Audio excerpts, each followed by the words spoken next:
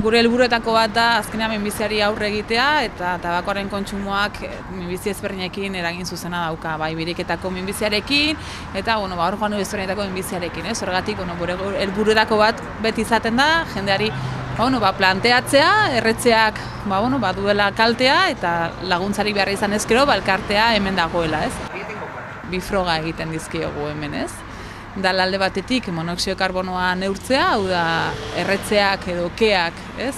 Sortzen duen monoxio karbono hori zati bat gure biriketan gelditzen da eta erretzaileei froga hoxe egiten ari gara, hori alde batetik eta beste aldetik ikusten ari gara ea beraien biriketako adina zein da, bai? Zeren alde batetik da zein da gure adin fisikoa, gure adin biologikoa eta beste aldetik gure birikak ze kapazitate daukan edo hori.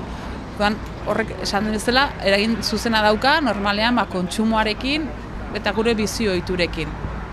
Eta hemen gaude erretzaileei hori eskaintzen, eta norbaitek erretzarin utzi nahi izan ezkero, bestaletik adierazten diegu ere, AFC-ek nun lekutan lagun diezaiokegun erretzari uztea. Hemen inguruan, Tolosan, dakigun bezala, eta edo bai Zumarragan, edo bai Donostian, bakoitzari hoberen datorkion lekuan. Naiz eta jakin kalteak, droga guztiek bezala, tabakoak bere kalteak dituela, ditu, esan dezakegu onura batzuk, ez? Taldean integratzea, heldu sentitu nahi izatea.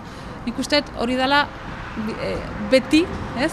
Orain dela 50 urte hasi zirenak erretzen eta gaur egun erretzen hasten direnak arrazoi antzekoak dituztela erretzen hasteko, ez? Tabakoa, alkohola ere, baina bereziki tabakoa, arriskurik izango ez balu bezala erabiltzen dugulako oraindikan ere gizartean, ez? Egon daiteke guk baditugu pazienteak 40, 60, incluso 60, ez? 3 pakete egunean erre ditzaketenak eta agian uzteko errestasun gehiago dute 3 edo 5 erretzen dutenak baino. Orduan ez da hainbeste, esaten dudan bezala ez da hainbeste zenbat, baizik eta ze zentzu daukan, ze zentzu dituzten, ez? Erretzen ditugun horiek.